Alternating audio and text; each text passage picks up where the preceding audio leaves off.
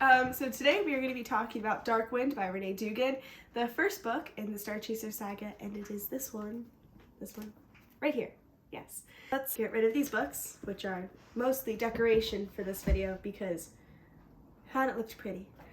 Wow,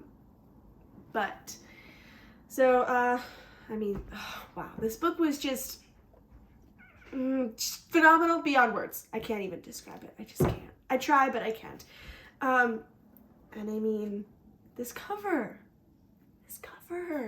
indie authors, I've said it before and I'll say it again, have the best cover, people. It's so pretty. And it looks so good on my shelves with like all the other books. Yes, it does, it's true. All right, back of the book, let's do this. Darkwind. When danger threatens, a princess will rise to the challenge. The Middle Kingdom of Talheim has enjoyed peace for decades, but with the threat of war rising from the south, the dream of a quiet life is fading.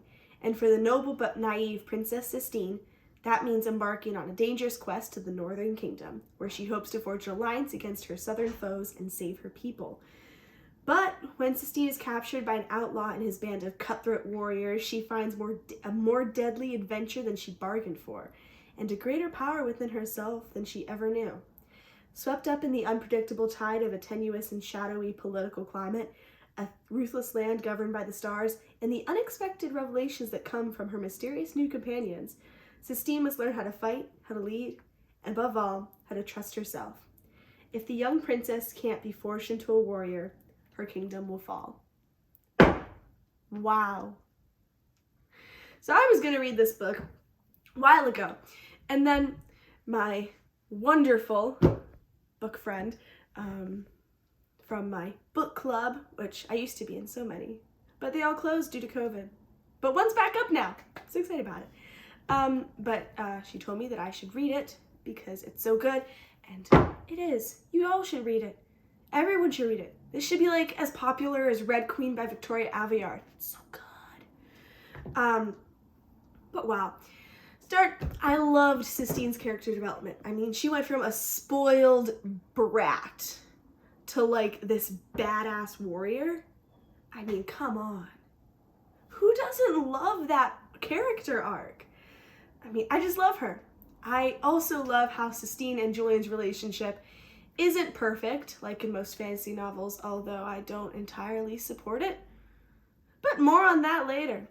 I mean, they get into a pretty big argument that it's not good. But I mean, it's human. I mean, relationships are gonna have their highs and have their lows, and I really appreciate that it wasn't that like Prince Charming perfect relationship. Not that I support the relationship fully, but oh well. I mean, don't get me started on how every single person in the cabal is just wonderfully developed, and they're not just side characters that help move the plot along. They all greatly influence Sistine's character arc, and they are going to be very important in future books. Little hint there. I mean, I absolutely love how the book was written, and I think this is some of the best world building I have ever read, and that says a lot because I read a lot of fantasy novels, like a lot of them. So much. Renee Dugan did a fantastically incredible job with the story and the characters, and I can't wait to read what she does next. Lots of love. Bye.